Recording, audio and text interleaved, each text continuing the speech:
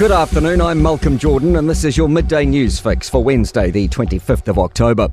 Tropical cyclone Lola is expected to bring incredibly strong winds, up to 265 kilometres per hour, heavy rain and large swells to Vanuatu today.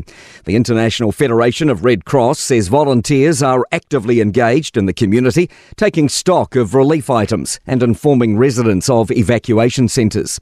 Met Service meteorologist John Law says it's been recategorised down to a Category 4 storm, but it's still a very intense system. As the system moves across, it is moving through, but it should be pulling way down towards the south as we go through the rest of the day.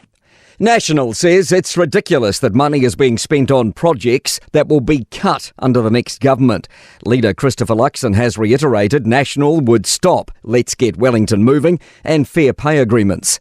Special votes and the final election result are released in 9 days, as Labor is assuming the position of caretaker government before the transition.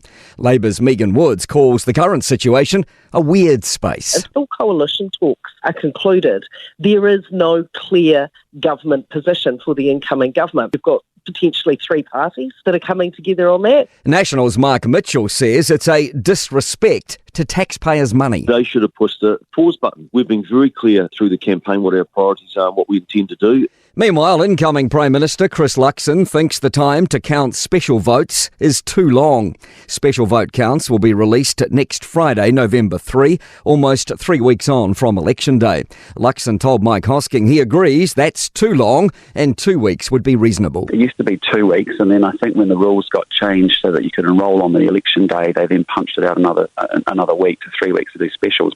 The coronial inquest into the 2019 March 15 Christchurch mosque attacks has resumed for a second day. Coroner Bridget Windley is hearing from police officers and staff over the next 7 weeks. Yesterday, the inquest began with a tribute video honouring the 51 worshippers who lost their lives on March 15.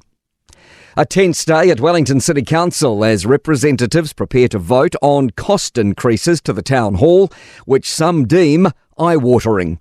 Council will decide on potentially pushing up the cost of the works to $330 million. The budget has blown out for a fifth time, facing an increase of between $70 to $147 million. Another former lawyer for Donald Trump has pleaded guilty to a charge related to the former US president's efforts to overturn his 2020 election defeat in the state of Georgia. Jenna Ellis told an Atlanta court she failed to do her due diligence in vetting claims about voter fraud from other Trump lawyers. She says she looks back on this whole experience with deep remorse. Ellis is the third member of Trump's legal team to reach a deal with Georgia prosecutors.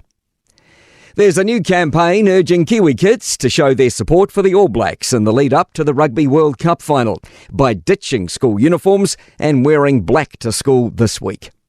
To further sport, the 2027 Men's Rugby World Cup in Australia will expand to 24 teams, featuring 6 pools of 4 teams and a round of 16. Manchester United and Arsenal have had group stage Champions League football wins over FC Copenhagen and Sevilla, respectively. And Ben Stokes has taken up a 1 rather than 3-year contract with English cricket's governing body. The country's first multi-year contracts have been pitched as a way to ward off interest from T20 franchise leagues. I'm Malcolm Jordan. That's your latest news fix. We'll be back with the next update at 5 p.m. from the Newstalk ZB newsroom.